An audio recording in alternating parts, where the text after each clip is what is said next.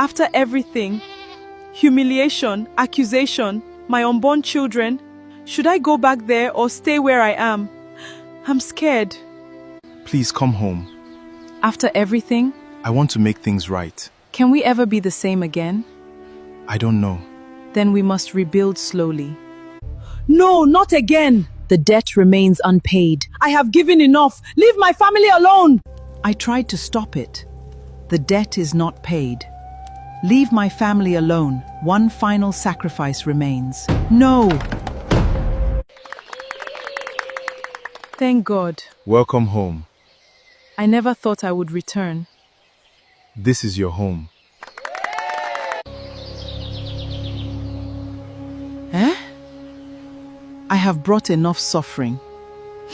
How do I stop this? Chinedu, What is it? I'm pregnant. Are you serious? Yes.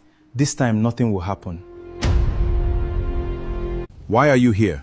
I need your help. After everything, An innocent child is in danger. now you understand. Please. The consequences of old choices are difficult to escape. Look at you glowing. I am afraid to be happy. This time will be different. It must be. All those years, Our children. I know. why didn't you tell us? Because I was ashamed. You let us suffer. I was wrong.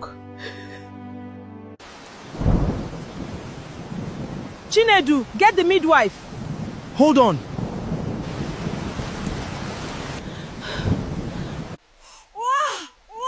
It's a boy! My son! We finally made it.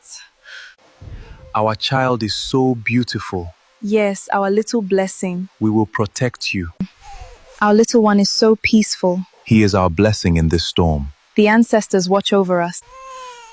Who is that? No, it can't be. After years of pain, loss, and family betrayal, peace finally seemed to have returned to Chinedu and Adaizi's home. Their miracle child, Kelechi, had brought joy back into their lives. The laughter that had once disappeared from their compound could be heard again. Even the villagers believed the family's suffering had finally come to an end. But they were wrong. One cold night, while the village slept peacefully, Adaiz was suddenly awakened by the sound of Kelechi crying. At first she thought it was normal, but something felt different. The baby's cries were louder, more desperate.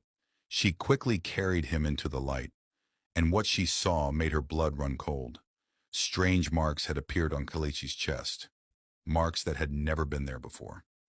Adaiz screamed for Chinedu. Within seconds, the entire household was awake. Chinedu stared at the marks in shock, but nobody was more terrified than Mama Neka.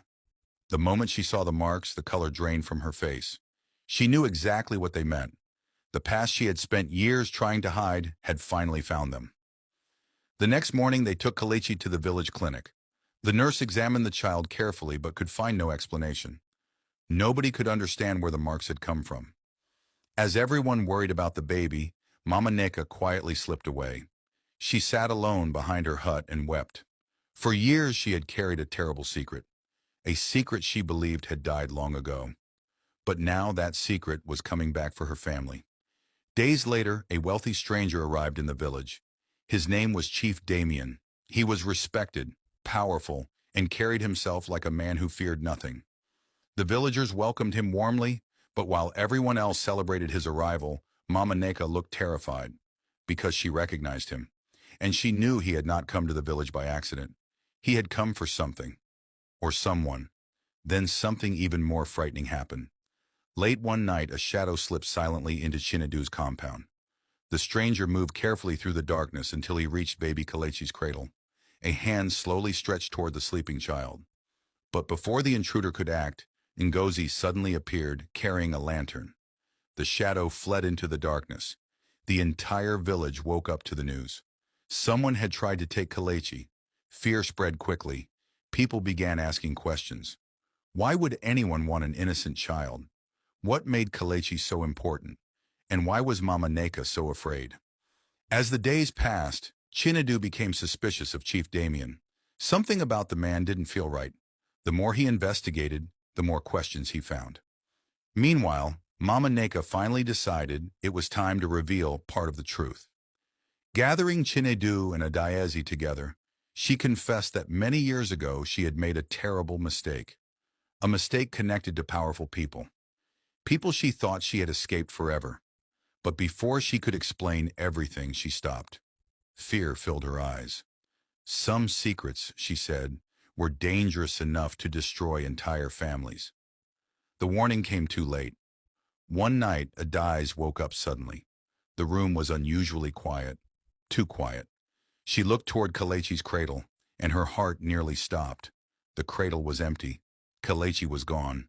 A scream echoed through the compound. Chinedu rushed into the room. Villagers searched everywhere, the bushes, the roads, the riverbanks. But the baby had vanished without a trace. Hours later, a message arrived. Chinedu opened it with trembling hands. His face turned pale. The message contained only a few words. "If you want to see your son again, come alone." The note included a location, an abandoned building far from the village. Adaeze broke down in tears. Mama Neka looked terrified, and Chinedu realized something horrifying. This was bigger than a kidnapping. The enemy that had haunted their family for years had finally stepped out of the shadows. And this time, they wanted his son. The night Kelechi disappeared changed everything. Adaeze's cries echoed throughout the compound as villagers rushed from their homes. The baby's cradle was empty. Kelechi was gone. Panic spread quickly. Men searched the forests. Women searched the roads. Every corner of the village was checked. But there was no sign of the child. Then a message arrived. With trembling hands, Chinedu opened the note. The words sent a chill through his body. Please be careful. "If you want to see your son again, come alone." The message included a location, an abandoned building on the Who's there? outskirts of the village. You came. Adaeze Where is my begged her son? husband not to go. But Chief Chinedu Damian! knew he had no choice. Their son's life depended on it. That same night, under the cover of darkness, Chinedu left the village alone. The road was silent. What are you going to do? The wind blew through the trees. No. Why? And with every step, he wondered if he would ever see his family again. When he arrived at the abandoned building, his heart pounded heavily. The place was old and empty. Then a voice suddenly emerged from the darkness. "You came." Chinedu turned and froze. Standing before him was Chief Damian, the wealthy stranger who had recently arrived in the village. Anger immediately filled Chinedu's chest. He demanded to know where his son was. But Damian shocked him with an unexpected answer.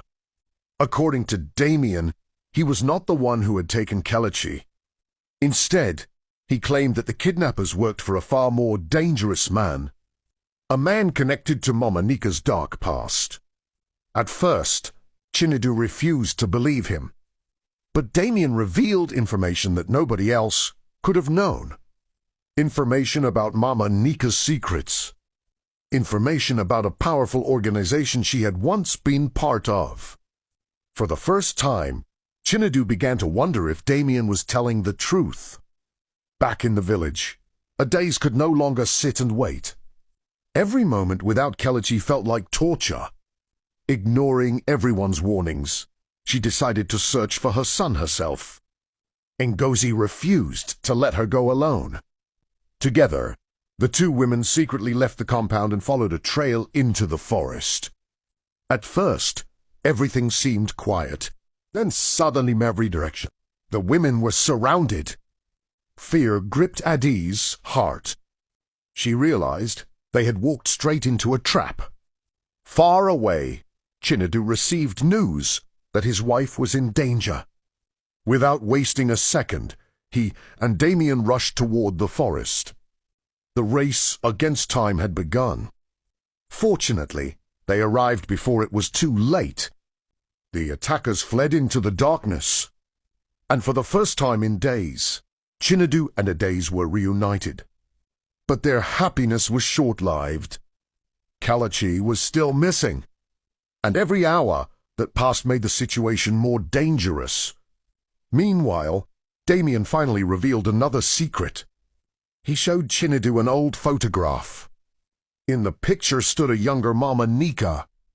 Beside her was a man whose face carried authority and power. His name was Ezekiel.